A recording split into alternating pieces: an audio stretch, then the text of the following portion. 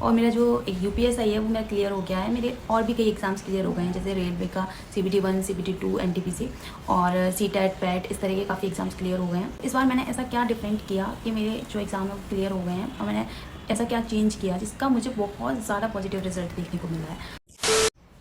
Hello everyone, I am Gudak Mishra and welcome to my channel.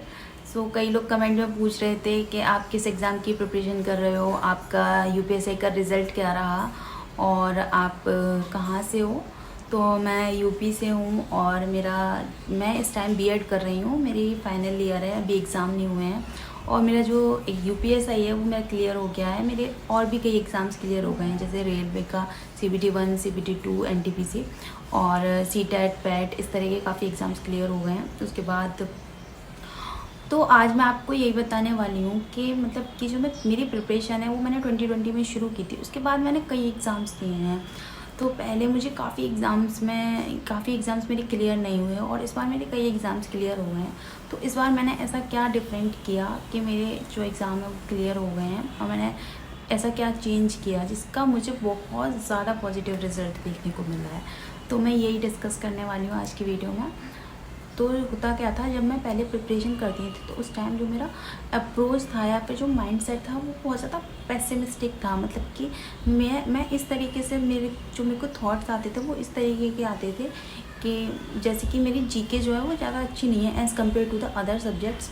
तो मुझे बहुत डर लगता था जीके से, और मतलब मुझे ऐसे थॉट आते थे कि यार मेरी जीके अच्छी नहीं होती, मैं कितना भी पढ़ लूँ कहीं ऐसा ना हो कि मैं जीके की वजह से मेरा एग्ज़ाम क्लियर ना हो। और मुझे बहुत ज़्यादा डर लगता था जीके से। जैसे जैसे एग्ज़ाम पास आता था मेरा डर बढ़ता चला जाता था। मेरे को लगता था कि इतना सारा सिलेबस है, मैं कहाँ तक पढ़ूँ, कितना भी पढ़ लूँ कम ही पड़ जाता है। एग्ज़ाम टाइम पे तो मैं सब भूल ही जाती हूँ। इस तरीके की जो मेरी थिंकिंग थी वो चलती रहती थी, जिसकी वजह से मैं और ज़्यादा डरती रहती थी, और एग्ज़ाम टाइम पर तो हालत ख़राब। तो और जब मैं एग्ज़ाम दे के आती थी तो एग्ज़ाम ज़्यादा अच्छा नहीं होता था। उसके बाद भी मैं यही सब बोलती रहती थी कि मेरा एग्ज़ाम अच्छा नहीं हुआ है, मुझे लगता है कि नहीं होगा क्लियर, और जीके की वजह से ही हुआ है, इस तरीके से बोलती रहती थी मैं। तो फिर मैंने ना कुछ वीडियोस वगैरह देखी और ऐसे बुक्स वगैरह भी पढ़ी। उसमें मैंने पढ़ा कि जैसा कि जिस तरीके से आप सोचते हैं, जो आपकी थॉट प्रोसेस होती है, आप वैसी ही चीज़ें अपनी लाइफ में अट्रैक्ट करते हैं। अगर आप किसी चीज़ की तरफ नेगेटिव थिंकिंग रखेंगे या नेगेटिवली सोचेंगे उस चीज़ के बारे में, तो आपको उसका रिज़ल्ट भी नेगेटिव मिलेगा।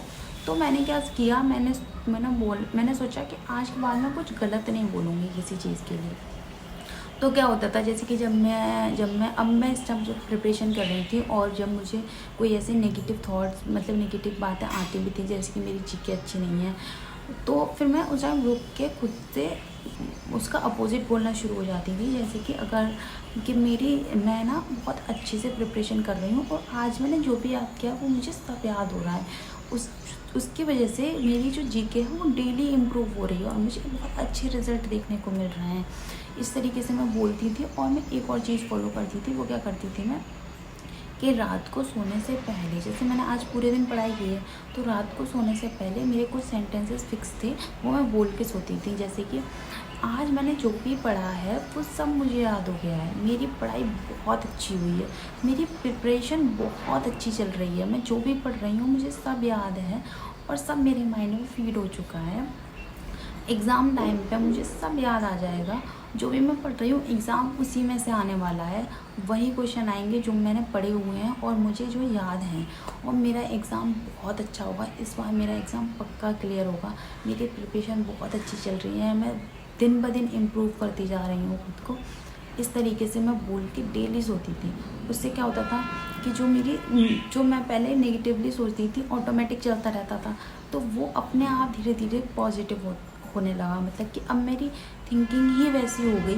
और मैं अब जब पढ़ती थी ना, तो जैसे पहले जब मैं पढ़ती थी जीके वगैरह, तो मुझे बहुत डर लगता था, मैं डर के पढ़ती थी और मैं फ्रस्ट्रेट होकर पढ़ती थी कि यार ये क्यों पढ़ना पड़ रहा है और ये इतना सारा है, मैं कैसे याद करूँ। इस तरीके से इस अप्रोच से पढ़ती थी मैं।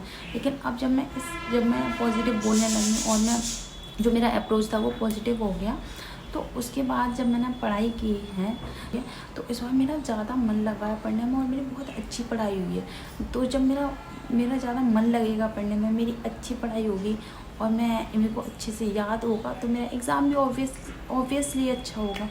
तो ये इसी चीज़ का इफ़ेक्ट पड़ता है कि जब आप, यही लॉजिक है इसके पीछे कि जब आप अपना एनवायरनमेंट पॉजिटिव रखेंगे तो आपका ज़्यादा मन लगेगा पढ़ने में और आप अच्छे से पढ़ पाएंगे। जब आप अच्छे से पढ़ पाएंगे तो आपका एग्ज़ाम अच्छा होगा, जब आपका एग्ज़ाम अच्छा होगा तो आपको रिज़ल्ट अच्छा देखने को मिलेगा। तो ये चीज़ बहुत ज़्यादा इम्पोर्टेंट है कि हम जो अपना अप्रोच है वो पॉजिटिव रखें। अगर हमारा कोई सब्जेक्ट वीक है तो हम उसके बारे में कुछ भी उल्टा ना बोलें। तो एक चीज़ तो ये है। दूसरी चीज़ है कंसिस्टेंसी।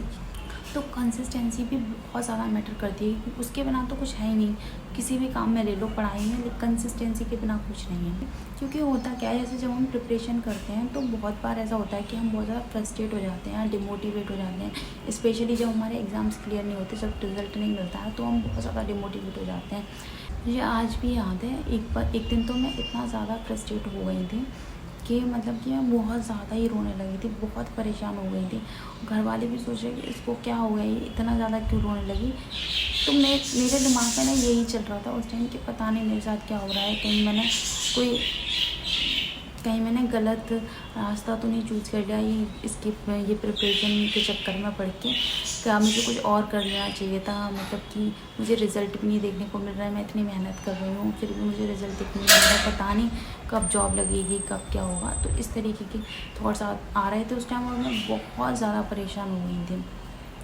पर फिर अगले दिन से फिर मैंने पढ़ना शुरू कर दिया। तो यही है कंसिस्टेंसी। आप डिमोटिवेट होइए, परेशान होइए, फ्रस्ट्रेट होइए, लेकिन अपनी उस चक्कर में अपनी पढ़ाई मत छोड़िए या बहुत दिन का गैप मत कीजिए, बहुत टाइम वेस्ट मत कीजिए।